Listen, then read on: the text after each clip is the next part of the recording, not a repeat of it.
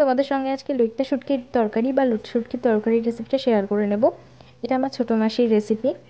প্রথমে আমি শুটকি মাছগুলোকে সামান্য নুন আর হলুদ দিয়ে সেদ্ধ করে নিয়েছি। এখানে রয়েছে পেঁয়াজ কুচি, এখানে রয়েছে আদা রসুন পাকা লঙ্কা বাটা, এখানে রয়েছে রসুন থেতো করে রাখা।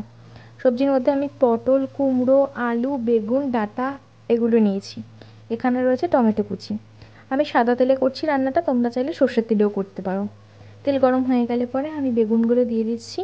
বেগুনের মধ্যে সামান্য নুন আর হলুদ দিয়ে বেগুনটাকে লাল লাল করে ভেজে আমি তুলে নেব।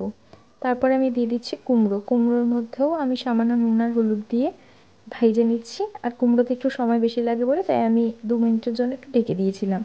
তারপর লাল করে ভাজা হয়ে গেলে পরে আমি কুমড়োটাকে তুলে নিয়েছি। আর এবারে আমি দিয়ে দিচ্ছি পটলটাকেও নুন আর হলুদ দিয়ে লাল করে ভেজে আমি তুলে নেব। আর আলুতে একটু সময় বেশি লাগে বলে সেই জন্য আমি আলুটাকেও নুন আর হলুদ দিয়ে কিছুক্ষণের জন্য ঢেকে দিয়েছিলাম। তারপর ঢাকনা খুলে লাল লাল করে ভেজে আমি আলুটাকেও তুলে নিয়েছি। আমার এখানে সমস্ত সবজি ভাজাই কমপ্লিট হয়ে গেছে। এবার আমি মাছটা ভেজে নেব।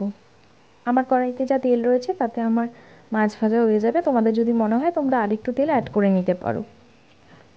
এরপরে আমি মাছটাকে এর মধ্যে দিয়ে দিচ্ছি। তোমরা এখানে যে কোনো মাছ দিয়েই করতে পারো, মানে যে কোনো শুটকি মাছ দিয়ে এই তরকারিটা করতে পারো। আর যেহেতু শুটকি মাছের একটা গন্ধ রয়েছে, আমি সেই জন্য এর সঙ্গে থেতো করা রসুনটা অ্যাড করলাম, যাতে এই ভাজার সময় বাজে গন্ধটা না বেরোয় অতটা। মাছটাও ভালোভাবে ভাজা হয়ে যাওয়ার পরে মাছটাকে আমি তুলে নিয়েছি। এই সময়তে আমি আরেকটু তেল অ্যাড করেছি, আমার কাছে আরেকটু তেল লাগবে মনে হয়েছিল তাই জন্য। এবার আমি পেঁয়াজ কুচিটা দিয়ে দিচ্ছি।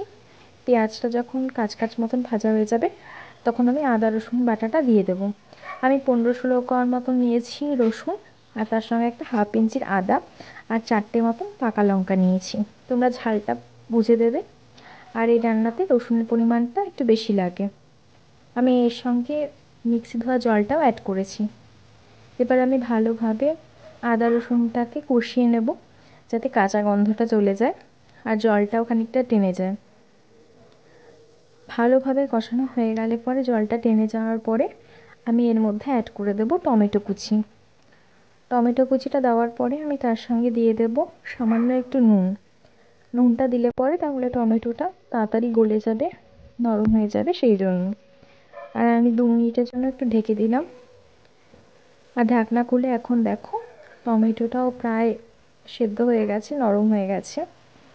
এবার আমি নাড়াচাড়া করে নেব একটু। আর এবার আমি অ্যাড করছি এর মধ্যে হলুদ গুঁড়ো। আমি এর সময় নুনটাও দিয়ে দিয়েছিলাম, কিন্তু সেটার ক্লিপসটা আমার কাছে নেই। এবার আমি দিয়ে দিলাম কাশ্মীরি লঙ্কার গুঁড়ো। এটা শুধুমাত্র রঙের জন্য, তোমরা চাইলে দিতে পারো, না হলেও না দিতে পারো। এবার আমি ভালোভাবে নাড়াচাড়া করে সামান্য একটু জল দিয়ে এটাকে ভালোভাবে আরও কষিয়ে নিচ্ছি। আর ডাঁটাটা যেহেতু আমি আগে থেকে ভেজে নিইনি তাই আমি ডাঁটাটা এই সময় দিয়ে দিচ্ছি। ডাঁটাটাকে ভালোভাবে নাড়াচাড়া করে নিয়ে আমি এর মধ্যে এখন ভাজা আলুটা দিয়ে দেবো। আলুটা সেদ্ধ হতে যেহেতু টাইমটা বেশি লাগে সেই জন্য আমি এই সময়তে আলুটা দিয়ে দিচ্ছি। আলু দিয়ে আমি ভালোভাবে একটু নাড়াচাড়া করে একটু জল দিয়ে দিচ্ছি। আর 10 মিনিটের জন্য ঢাকা দিয়ে রেখে দেবো। আমি মাঝে আরেকবার ঢাকনা খুলে একটু নাড়িয়ে নিয়েছিলাম। আর এখন আমি ঢাকনাটা সরিয়ে নিচ্ছি। এবার আমি ভালোভাবে নাড়াচাড়া করে এর মধ্যে পটল আর কুমড়োটাও দিয়ে দিচ্ছি। দিয়ে ভালোভাবে নাড়িয়ে চাড়িয়ে নিয়ে 5 মিনিটের জন্য ঢেকে দেব।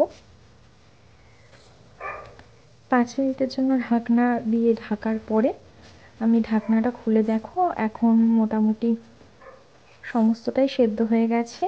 আলুটাও সেদ্ধ হয়ে গেছে, কুমড়োটাও ভালোভাবে সেদ্ধ হয়ে গেছে। আর এই সময়তে আমি সামান্য জল দিয়ে দেবো। যেহেতু এটাতে খুব বেশি ঝোল হবে না তাই আমি অল্প পরিমাণ জলই এর মধ্যে দিলাম। আর ঝোলটা ফুটে উঠলে পরে আমি ভাজা মাছগুলোকে এর মধ্যে দিয়ে দিচ্ছি। মাছটা দিয়ে ভালোভাবে আমি এই সময় নাড়াচাড়া করে নেব। ভালোভাবে নাড়াচাড়া করে নিয়ে সমস্ত কিছুকে, আর এই সময় আমি 2টো কাঁচা লঙ্কাও দিয়ে দিচ্ছি। কাঁচা লঙ্কা বা পাকা লঙ্কা যাই বলো, এটাও তোমরা চাইলে দিতে পারো, না দিলেও অসুবিধা নেই কিছু। তারপরে আমি এর মধ্যে বেগুনটা দিয়ে দিচ্ছি। বেগুনটাকে দিয়ে একটু গা মাখা মতন হয়ে গেলে পরে তাহলেই রেডি হয়ে যাচ্ছে লইট্টা শুটকির তরকারি। ভিডিওটা কেমন লাগলো জানিও। টাটা।